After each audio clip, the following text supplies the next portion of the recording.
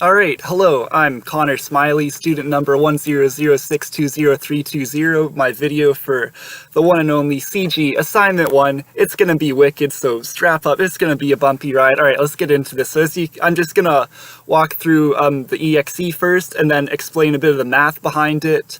So what you're looking at right now is no lighting whatsoever, so the color is just black by default, so obviously that's what it works out to be with a clear color of gray, so we can, differentiate basic stuff. We're going to press, so that's what happens if you press 1. We press 2, we get ambient only, so just a solid color, because, ambient is just the light that is, like, naturally there. Nothing super fancy, but we're about to get very fancy when we press 3, seeing some specular. Again, very dark so that we can distinguish the reflections. Now we're going to press 4 to look at rim lighting in conjunction with specular. I've never seen rim lighting before. I think it looks very cool. Very pleased with the effect of this and just the learning curve overall in this assignment. Going to go ahead and press 5 to see everything all at once. So we've got ambient, specular, and rim lighting looking fantastic.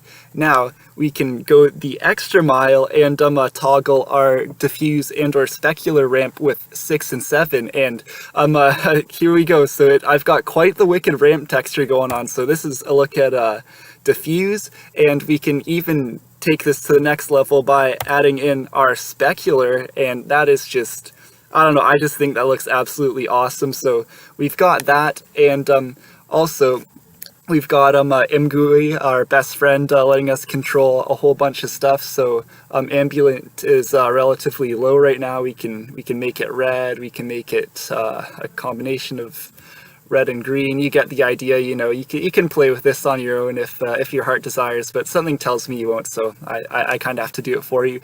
Anyways, so now that we've got all this fun stuff going on, let's tone that down a bit just so we can get all the lighting values approximately the same before we play with our lookup tables. Yes, we got the whole assignment done. So right now you're looking at actually, if we turn on the LUT factor, because in my shader, which I'll show you in a sec, we're actually mixing, like, lerping between absolutely zero influence from a lookup table and complete influence from a lookup table. So by default it's white, so shouldn't see much, but we go all the way white, and it looks pretty interesting. It's like absolutely rainbow, and you got the grainy effect. It makes me wonder if that's how you do film grain. Lots of cool stuff. My brain can hardly process this, but so this one is not actually, you can't see it after you start toggling, but you've got so that's just white. This is cool. Oh, actually, I think it might be on cool right now. This is warm. It goes warm, then cool. So, you get the moody colors, the blue, and then finally custom, which is just it sort of brings out the vibrant colors like the oranges. If you see between warm and custom, I don't know, custom, obviously, I like it the best. So that's the demo of my program. And again, you can toggle a bunch of things. So let's take the LUT off right there. You can do the diffuse on something like no lighting, well, they're toggleable, so they even work on no lighting, but so I don't think that's a huge issue. You can see them in isolation, ambient, whatever, whole 9 yards. So that's that. We're gonna break into the math now. So the only math that we're concerned about really is GPU side, since CPU is almost purely logic. Now, I decided to put this all inside of one giant fragment shader, not because I'm lazy, but mostly because I did not want to deal with the hassle of swapping between shader programs unnecessarily, since everything is just the Blin Fong model. I could get away with it all in one file by breaking it down into functions so that I could reuse code to the best of my ability in GLSL.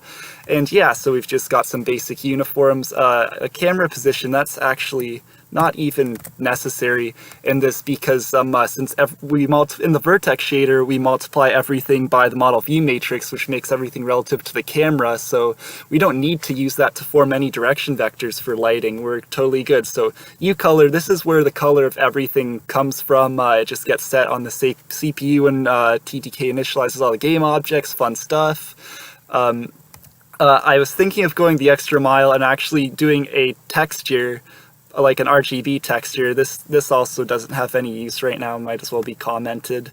But I did that last minute, and I had a hard time applying lighting to that. You know, it's sort of either or you've sort of got to do something where you like write an if statement, which is, oh, God forbid, or like, you know, you multiply a float, just time to make an elaborate system, which I did not have anyways. So these are the colors of every type of light.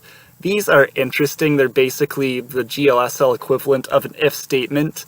If any of these are zeros, the corresponding light will not be applied. For example, if you use rim is 0, then we're going to multiply the resultant rim lighting by 0 and then add it at the end, so rim lighting will not matter.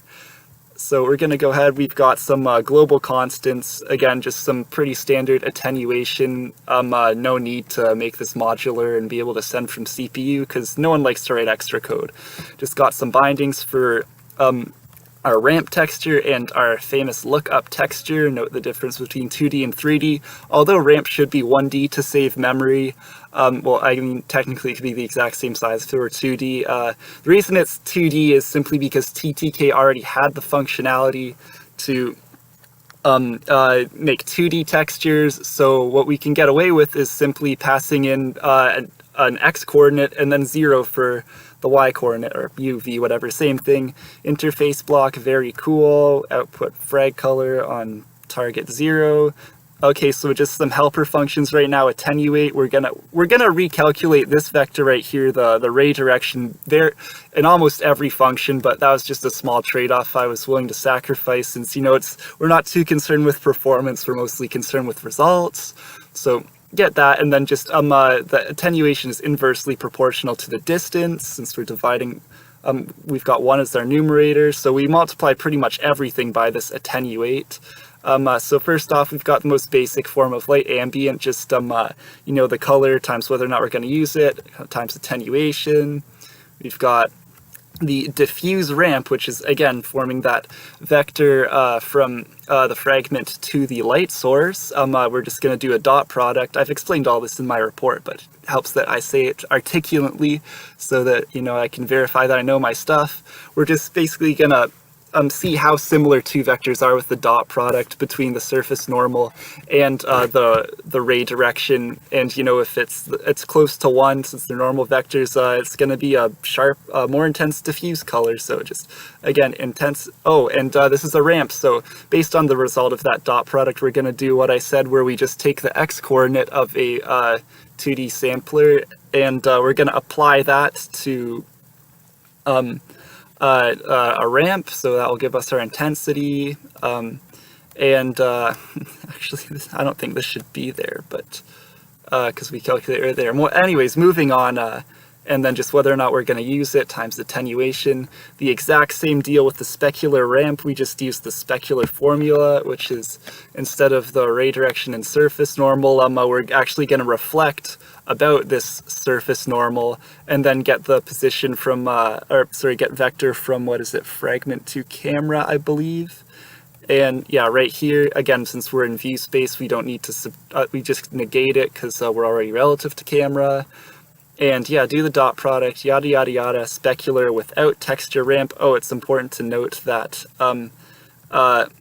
we've got a nice specular exponent going on, so that, you know, it gets that shininess. And again, with the attenuation, rim lighting, very basic, just based on the surface normal and position of a fragment, just light accordingly, using that similarity. Color, just return U color. Again, I added in this little texture function right here, but I don't actually make use of it because I did not account for that in the above lighting formula.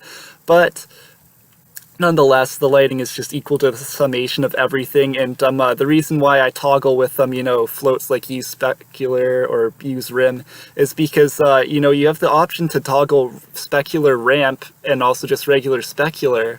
I'm like, wait, I can't have double the specular, then I'll have crazy stuff going way above 1. So I had to write some logic on the CPU, meaning like if you've toggled the specular ramp, you are not allowed to use regular specular. So that's how that all worked out nicely. So again, we've got the lighting by summing stuff. Object color is just equal to lighting times color. And last but not least, the the lookup tables were surprisingly simple. So once we're happy with a color, we're simply just going to pass that as the sampler for our 3D texture. Sorry, not the sampler, but like, the texture coordinates. This is obviously the sampler. And that's that. That's going to give us a completely different color. And like I explained earlier in the demo, we're just going to mix that depending on if we want to see stuff without lookup table influence or influence stuff. And that should conclude everything. Thanks for listening, and take care.